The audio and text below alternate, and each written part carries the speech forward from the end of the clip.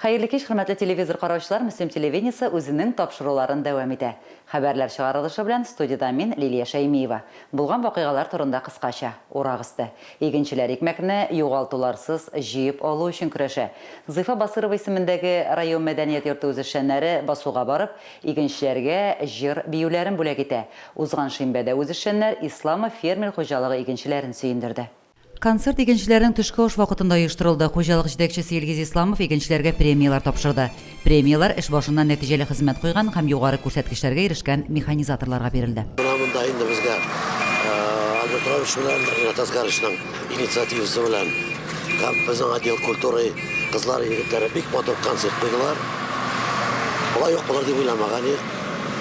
Бик күңелле булды.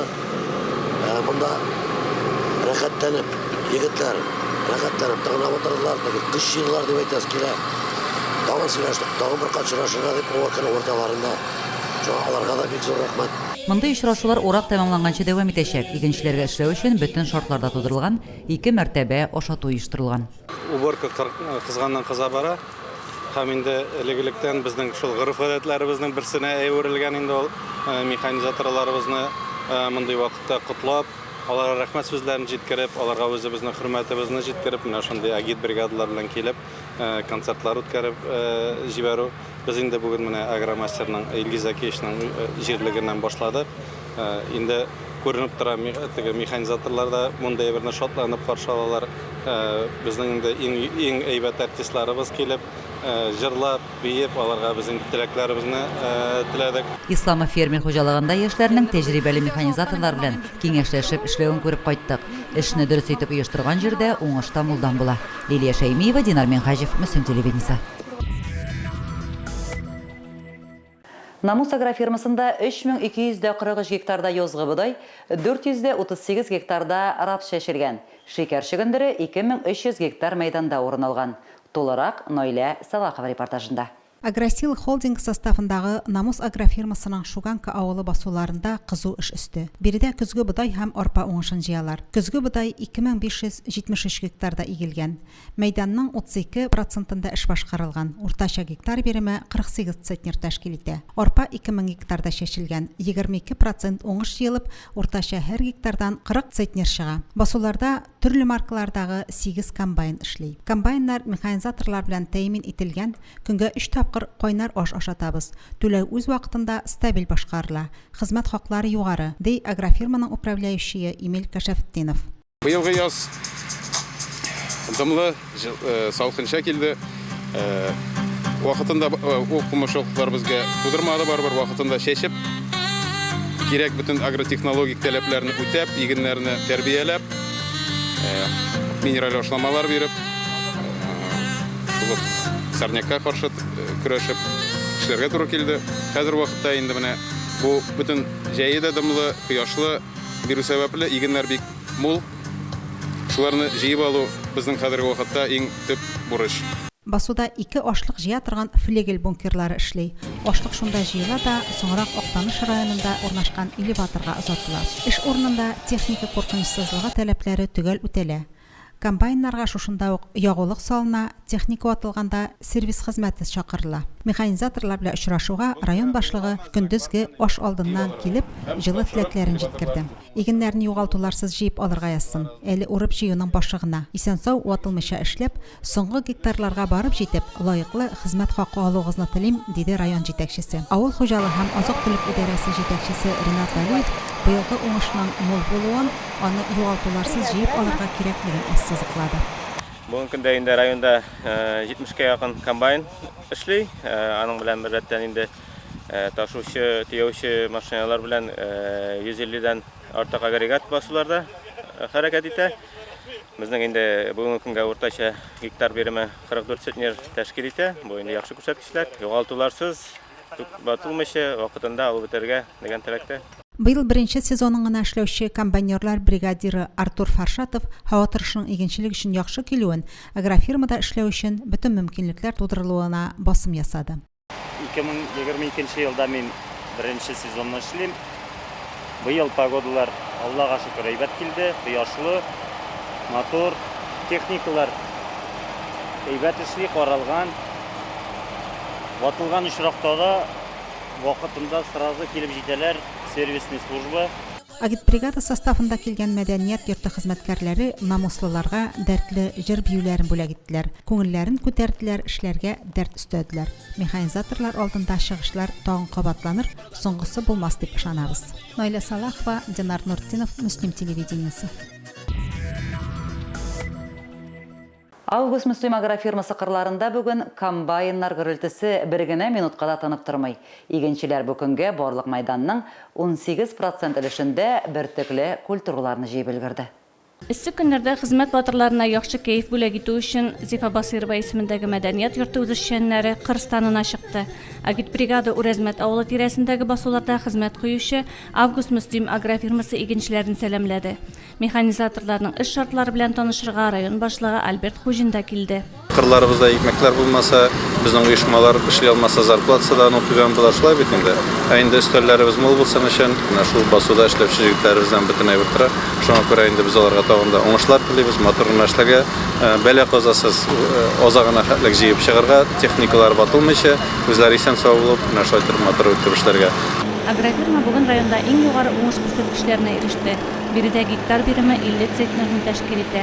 2604 гектар мәйданнан 12960 тонна икмәк җыеп алынган. Бүгенге көндә комбайнчылар көзге бодай суктыра. Ришат Гыйлфанов, Гөлүс Мадышин, Фаяз Гыйзетдинов районыбызның алдынгылары сафында. Эш башыннан аларның һәрберсе 10 000 центнердан артык ашлык суктырырга өлгерде. Общий бер комбайн, буларны ikkiga бүленгән, икесе ике басуда. Камазлар җитмәгән ишракта инде. Мен ташып ХППга туры. Җибәрәбез ютазы элеваторына. И Камазлар ишракмәгән ишракта инде менә уркасларга җитәләргә салып торабыз. Бу көзгә вакытлары җиңеләгәннән соң буларны амбарларына һәм ХППга ташып, иләп, бүләк сата торган булабыз. Кызулракның һәр минуты кадерле. Кырк хезмәтчәннәре ару талуны белмичә тулы көчкә эшлиләр. Техникалары ватылмыйча, соңгы гектарларга барып җитеп, лаеклы хезмәт хаклары алуларын телибез игенчеләребезгә. Гөлназ Җәлилова, Динар Нуртдинов, Муслим телевидениесе. Шәхси сок предприятиесе хезмәткәрләре һәм белем бирү учреждениелары хезмәткәрләренең кораллы һөҗүм була калганда хәрәкәт итү тәртибе тикшерелде. Беренче тикшерү Мөслим урта мәктәбендә узды. Инструктажда Росгвардия җитәкчесе Раушан Батиков та катнашты. Соклык, уяулык һәм иминлек темалары бер кайчан да икенче планда тора алмый. Былтыр Башкала мәктәбендә булган җан өшеткеч вакыйга сок хезмәте һәм мәктәпләрнең гадәттән тыш хәлләргә әзер булу-булмавы турында 1000 кат уйланырга мәҗбүр итә. Жаңа 2022-23 ел уку елы башланыр алдыннан барлык уку йортларында да полиция хезмәткәрләрен, МЧС хезмәткәрләре һәм Росгвардия хезмәткәрләрен җәлеп итеп учениялар үткәрелә, тренировкалар, инструктажлар. Бу бөтен мәктәпләрдә дә булачак инде. Чөнки иминлекне тәэмин итү куюлда иң мөһим бурычларның берсе. Мөслимнең барлык мәктәп һәм балалар бакчалары, Мөслим политехника техникумы, Күбәк Михайловка, Түбән Тавын интернат мәктәбендә Биркут сок хезмәте кизү тора. Биркут җәмгыятенең Мөслимдәге каравыл җитәкчесе Зөлфәр Хантимеров. Монда ике охранник тора безнең һәр вакытта. Булар укытылган, үзләренең эшләрен беләләр. Хәзерге вакытта алар шушылай постта торалар инде һәр вакытта. Шундай антитеррорга каршы алар укытылган эшләрен белеп эшлиләр дип әйтик. Безнең хәзер менә Лион гына инде безнең лесная страна лагере, анда торды безнең охранниклар. Менә шулай итеп үзебезнең Мөслимнән җыелган җегетләр, кызлар. Телевизордан күреп, газетлардан укып белгән куркыныч хәлләр, чәчләр үрә торырлык канлы вакыйгаларның шаһидлары булырга язмасын. Иртән баласын бакчага, мәктәпкә озаткан әти-әниләргә сабыйларын исән-имин каршы алырга язсын. Лилия Шәймиева, Динар Нуртдинов, Муслим телевидениесе. Һәркем үз ватанының сакчысы була ала. Татарстанда Алга һәм Тимер исемле батальоннарга ир-егетләрне җыю дәвам итә. Контракт буенча хезмәт итү батальоннарының төп өстенлекләре бер тапка бирелә торган түләү 260 000 сум күләмендә заманча экипировка, иминиятләштерү һәм пособиялар. Арабызда шундый кешеләр бар. Батырлар безнең арада яши. Шуганка авылына, әти-әнисе янына кунакка кайткан райондашыбыз Марсель Бәдретдинов батырлык үрнәге күрсәтте. 4 август көнне Шуганкада янгын чыга. Марсель Бәдретдинов ялкын телләре ялмап алган йорттан 83 яшьлек әбине алып чыга. Батыр егеткә район башлыгы иртәнге планлаштыру утырышында рәхмәт сүзләре җиткерде. Марсель очрашуга әнисе һәм гаиләсе белән килгән иде. Сезгә Аллаһ Тәгалә ярдәм һәм көч бирсен инде. Сиңа Обязательно живем здоровым. Вот тебе это поручение прямо от нашего района. Поручение именно, чтобы ты вернулся живым здоровым, чтобы семья у нас была полной. Вам желаем тоже здоровья, вот, воспитать сына такого же героя, спортсмена, любящего свою мать, любящего своего отца, свои корни. Урын üstünde yatkan Rezina apa Marcel bulmasa yong'indan o'zi chiqa olmas. Yong'in söndürüşler kelip жеткенше belki isen de bulmasıydı. Көрші әбе жүгіріп келді де, көрші дәрігіз яна деп. Біз как раз ихатада ерейік. Жүгіріп келдім де, көрші Айдар абай айты, әбе іште қалғандай. Қоймаша секіріп шықтым да, екі өлешіп тәрәзені бітіп, батып, ішіне кірдім.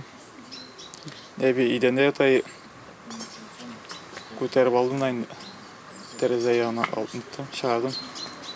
Анан уже әне білен Айдар абай қаршы алды. Кіргенде бір-бір де ойламам. Әбе нешік табырмын ғана деп ойладым, потому что онда түтім бір-бір де көрінмей. Әбини yong'indan алар көршілері Ойдар абай белән бергәләп алып чыгалар. Ойдар абыйның тирәюндәгеләргә беренче тапкыр ярдәмгә килүе генә түгел. Монда уйлап тора торган түгел, төттүндә тоже мен берсе димәсәң күрдем дә инде. Ярдәмгә чаптым, кирәп безнең күршегенә бит инде. Шуннан соң бабай инде әбинең каршыга тышта силәк белән су тотып торадыр. Кирмәкче булып, аны тартып алдым. Утта кирип олаңламыйдыр. Ondan sonra da bu jigit Marcel kelip çıktı. Marcel 9 ел Тоцкидагы артиллерия гаскәрләрендә хезмәт итә. 24 февральдән Украинадагы махсус хәрби операциядә катнаша. Туган илебезнең иминлек сагында торуы белән ихластан горурлана ул. Лилия Шәймиева, Динар Минхаҗев, Мөслим телевидениесе. Мөслим информның ресми сайтында ватанны саклаучылар көне алдыннан солдатта булган диләр фотоконкурс узган иде. Февраль айы дәвамында узган бәйгедә 10 райондашыбыз катнашты. Шулар арасыннан иң күп тавышны Харрасовлар династиясе җыеп, җиңүче булган иде. Руслан оста спортчы да 6 яшьтән футболга йөри. 7нче сыйныфта укуын Руслан Йорчаллы шәһәренең Татар-Төрек лицейында дәвам итә. Танк училищесында укыганда Мәскәү комиссиясе алдында 4 төрле спорт нормативын тапшыра. Казантак училищесен бетереп, безнең распределение булды. Распределение буенча мине Владивостокка җибәрделәр. Бигрәк ерак җир инде.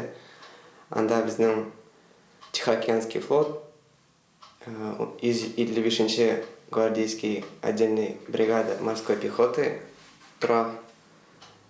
Демәк, мин морской пехотинец булам инде.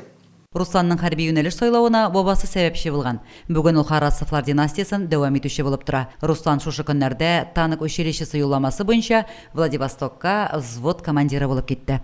Райондашыбыз карамагында 3 танк һәм солдат егетләр контракт буенча хезмәт итүчеләр булачак. Укыган вакытта танк белән су астына төшкән булган. Танкларда, укуларда да йөргән, төрле кораллардан да атып караган Руслан. Бу хезмәткә ул тәҗрибә туплап бара. Алга таба да сынатмасын иде. Лилия Шәймиева, Динар Нурутдинов, Мөслим телевидениесе.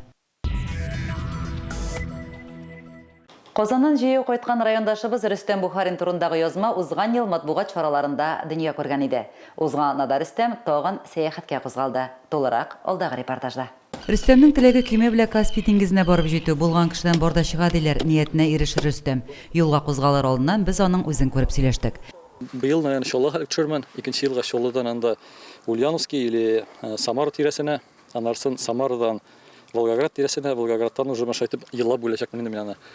Если берәр возможность булса инде, то есть мен, потому что үзем эштә бар бит әле. Если эштән берничә отстраняться итеп булса инде, былай бер ел эчендә хотел бы, конечно, доехать. Рөстәм проект буенча сәяхәт кылырга уйлый. Мөслимнән Каспий диңгезенә кадәр акылгасы буйлап барырга ниятли ул. Маршрутны берничә кисәккә бүлергә уйлый. Мөслим Йорчаллы, Йорчаллы Атабай, Атабай Тольятти, Тольятти Волгоград, Волгоград Каспий юнәлешендә yüzәчәк Рөстәм. Мен уже 2013 елдан шулай йөрим инде теге пеший походларда, велопутешествияларда шуңа яни уже йөрәнде, потому что минем полностью менә палатка белән барганым, тоже Мәскәү тирәсендә караганнар. Минем палаткада уже анда квартирадагы сыман люстралар бар, китап куя торган урыннар бар, блокнотлар бар, проектлар бар. Анда специально картага киреп торган сулар җирләре бар. То есть мен өйрәнгән инде уже. Иншалла йөреп. Чоллы Атабай юнәлешендә йөзгәндә Рөстәм көймәгә Мөслим дип язу куячак. Мондый проектны гамәлгә Россиядә берәү дә башкармаган иде әле. Диңгезләргә көймә белән чыгып китү өчен нинди батыр йөрәкле булу кирәк. Лилия Шәймиева, Динар Минхаҗев, Мөслим телевидениесе. Әлегә шулар, мин Лилия Шәймиева сезнең белән сау булашам киләсе очрашуларга кадәр.